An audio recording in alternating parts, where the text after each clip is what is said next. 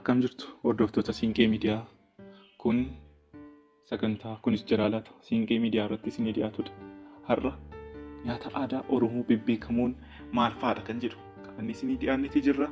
Hanga dhumaatti akka nu waliin turtan kabaja isin gaafanna.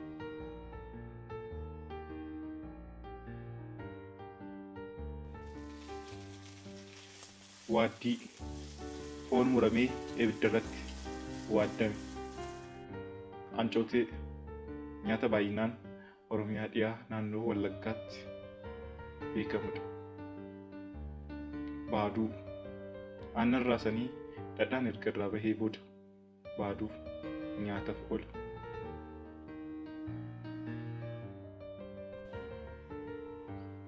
Marqaa uummata Oromoo biratti marqaan baay'ee jaalatamaadha.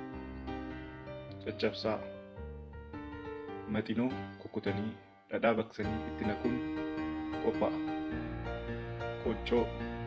Qochoon baay'inaan Oromiyaa dhiyaa naannoo Wallaggaa keessatti beekamaadha.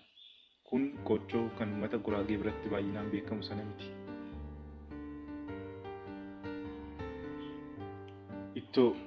Ittoon waan adda addaa irraa qophaa'a.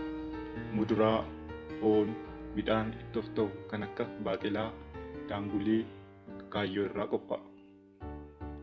Biddeen yookiin buddeena. Buddeenni nyaata uummanni Oromoo yeroo baay'ee nyaatu yoo ta'u, ittoo yookiin baaduudhaan nyaatama.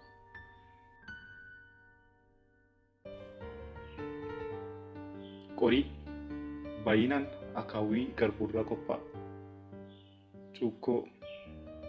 Cukkuun garbuu fi dhadhaa irraa qophaa'a. Cukkuun nyaata baay'ee jaalatamaadha. Cumboon nyaata aadaa lixa Oromiyaa keessattuu godina Horroo Guduruu Wallaggaatti baay'ee beekamudha. Cumboon xaafii diimaa irraa kan qophaa'udha. Xaafii diimaa furdisanii erga bukeessanii booda eelee beeddee fi eelee haadhoo erga ho'isanii bukkoo qophaa'e sana eelee beeddee irratti gadi naqanii qadaadu. Gaafa bilchaatu baasanii baaduu irratti naqanii itti cororsu, baqsu.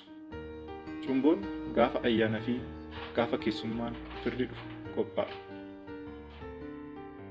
Sagantaan har'a qabannee isiniif dhiyaanne kana fakkaata. Share, like, subscribe godhuun dagatinaa. Galatoomaa.